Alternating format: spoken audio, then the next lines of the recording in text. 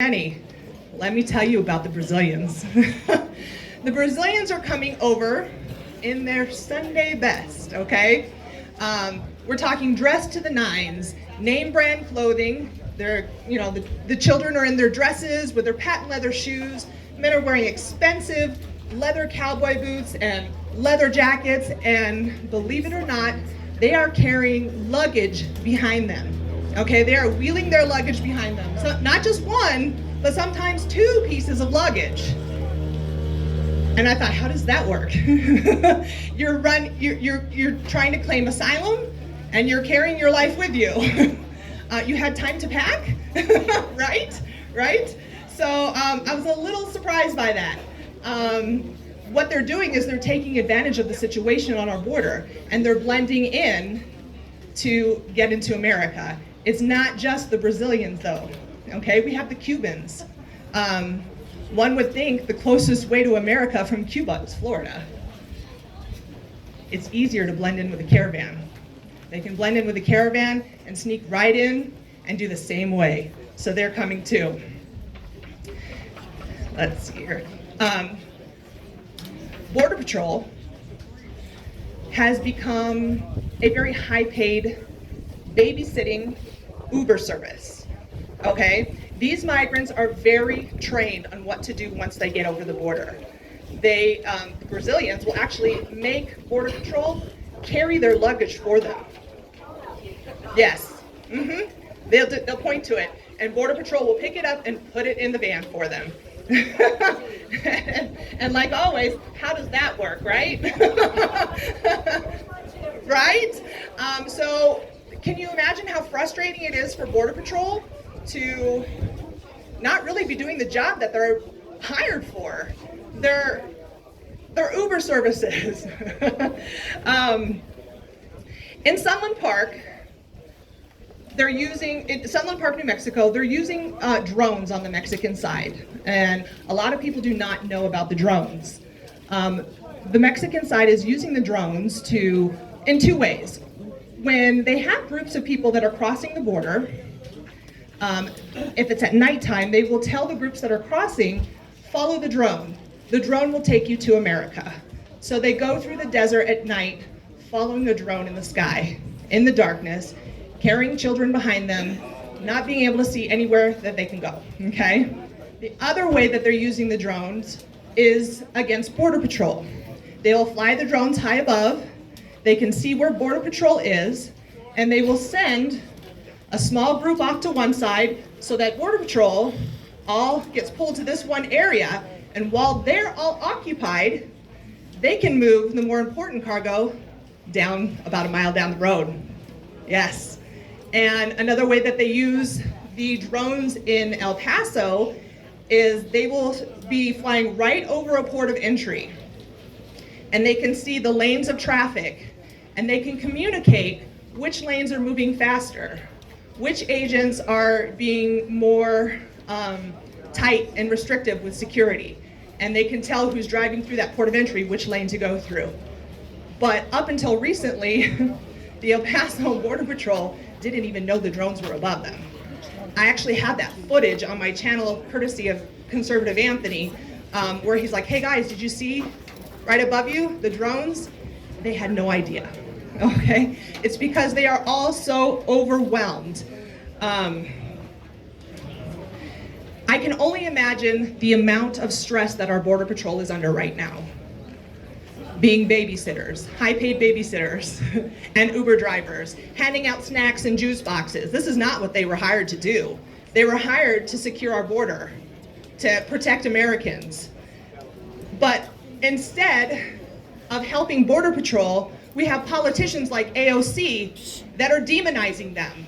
They're demonizing Border Patrol and ICE, the squad. The squad.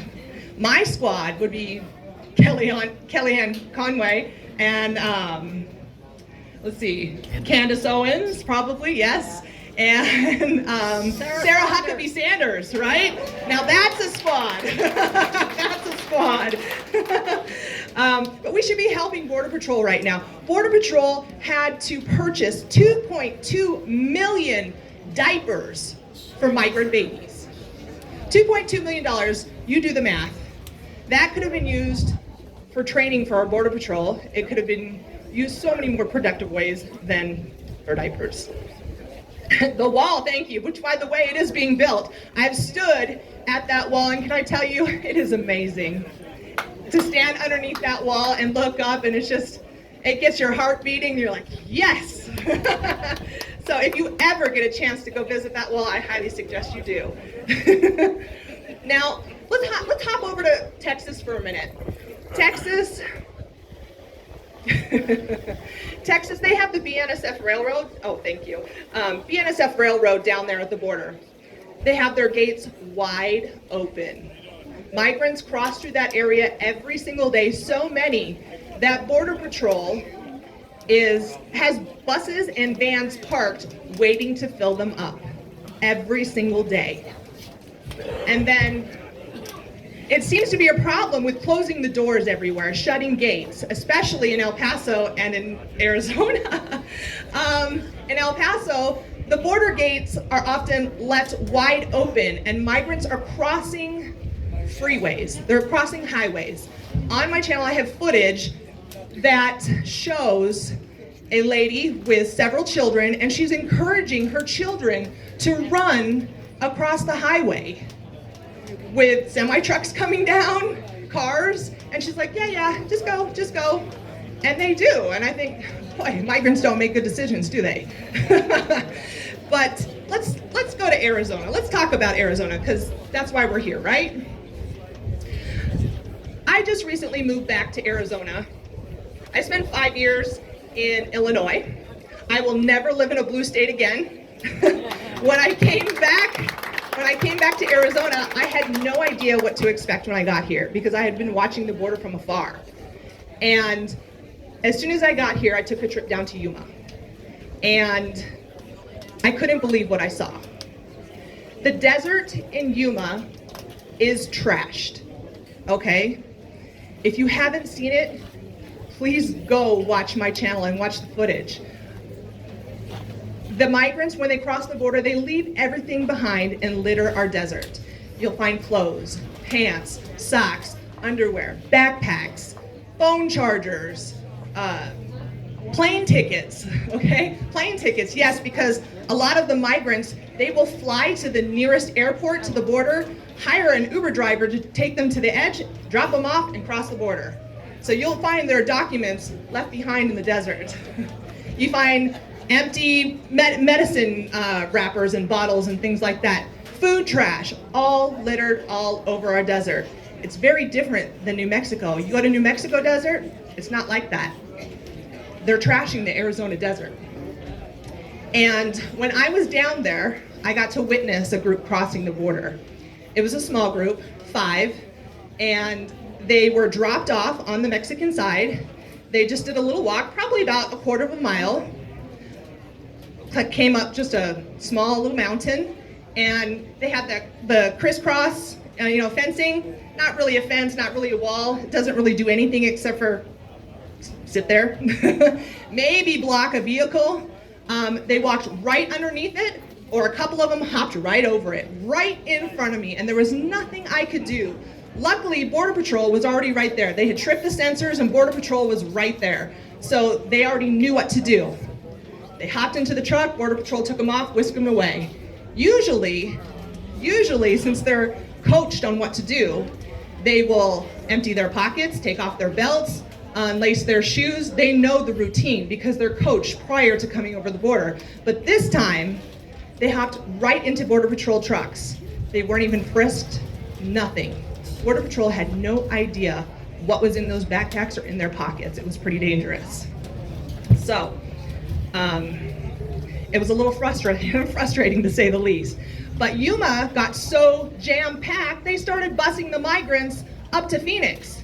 And there's a network of 30-something churches that are housing migrants temporarily in Phoenix. And because they are so overworked and so overflowing, that Phoenix is now transforming Ann Ott Elementary School into a place for the migrants to stay. A little frustrating, right? So, yes. Okay. So what I wanted to tell you guys basically is that I invite you to subscribe to my channel, all right? I invite you to go back in the video history and look at these videos, video after video of different migrant groups coming through, and watch the raw, unedited footage of what is coming across our border. If you are not upset by what you see, if you don't get fired up by what you see and want to make changes by what you see, then you might be a Democrat. All right, guys, thank you so much for having me.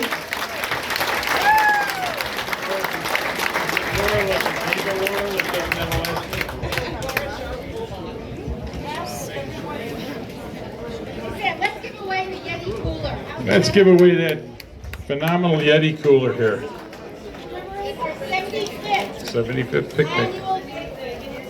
Because of all of you. You went crazy. Say thank you. And so did the dentist. Does everybody have their... Do you have your red tickets? You gave in your lunch. You have a red ticket? Bring it up here. Looks like this. Oh, your stubs. Your stubs you're talking. Okay, I understand. I'm new at this. You didn't get the red, you didn't get the red ones? All right. Right on this, right. Oh. Are there any more red tickets? All right, bring up the red tickets, please. El Paso station. And it Okay, we're gonna just hold off. We'll hear from a few more people. Is it the save ticket or your ticket? No. Yeah, no, that goes in here. You keep this one. Oh, I see. So if they put in some, oh, it doesn't matter. No. When you got them, there were two. They were split up, and one was put in here. So you have a chance. If you have one of these tickets, you have a chance to get the Yeti cooler. All right. So we're gonna make sure everybody has it. So we'll go hear from a few more people. Okay, this is interesting. I don't have my glasses, but apparently Hildy rounded up AOC. Hildy introduces AOC to speak. Are you here, Alexandria? Are you here? We'll give you a fair shake. You can talk to us. You can spout your communism. Oh, I'm sorry. These are candidates for the Arizona Corporate Commission. Disregard. Okay. Kim Owens, you want to come up and talk for a couple minutes? Kim Owens.